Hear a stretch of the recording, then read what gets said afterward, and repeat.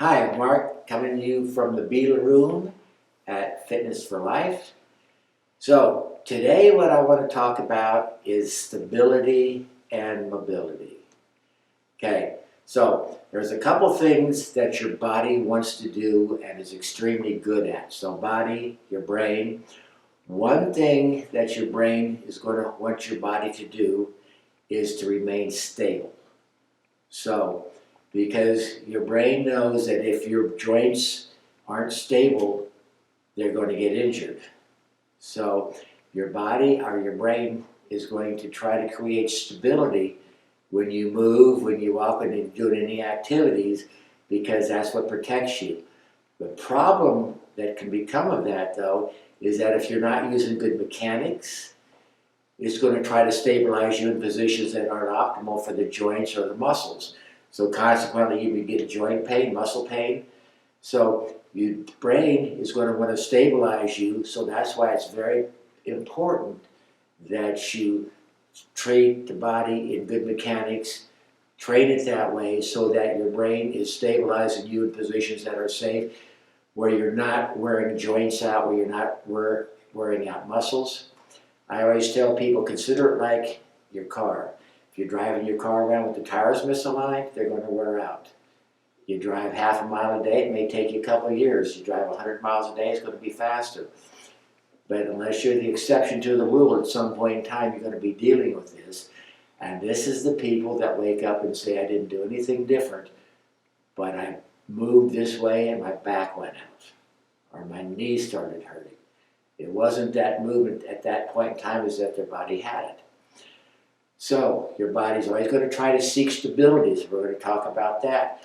And to seek stability, you need to start from the ground up, because your feet are the only two things in contact with the ground. If they're not stable, there's nothing above you that can be stable. So here's my little example of that. I've got this mace here, okay? If I wanted to balance on this and I put it this way, it's not going to be very stable, okay? And if it's not very stable, there's nothing above it that could be stable either. So if your feet aren't stable, anything you do from above your feet won't be stable. Your joints are at risk. But if I take this and we pretend this is the feet, and I stabilize that into that floor, everything above it's very stable now. Now you've got a good base to work off. It's kind of like shooting a cannon off a canoe in the water. Okay? If it's going to do that, you're not going to be stable. The second thing your body does and your brain does, it tries to conserve energy. Why? Because your brain uses 25% of your energy, and it's going to spare energy to make sure your brain gets its food. Okay? So, with that in mind, every motion that you do, your brain tries to figure out the easiest way to do it. That's how you get in shape. That's how when you can walk one block, the next time you can walk a little further, because your body's figured out and your brain's figured out, okay, if that's what I want to do, I've got to make it easier. So the problem is, if your mechanics aren't good, your brain's trying to conserve energy with poor mechanics.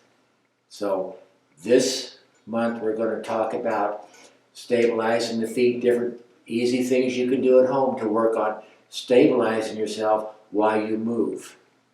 So we're going to address that in 3 different videos.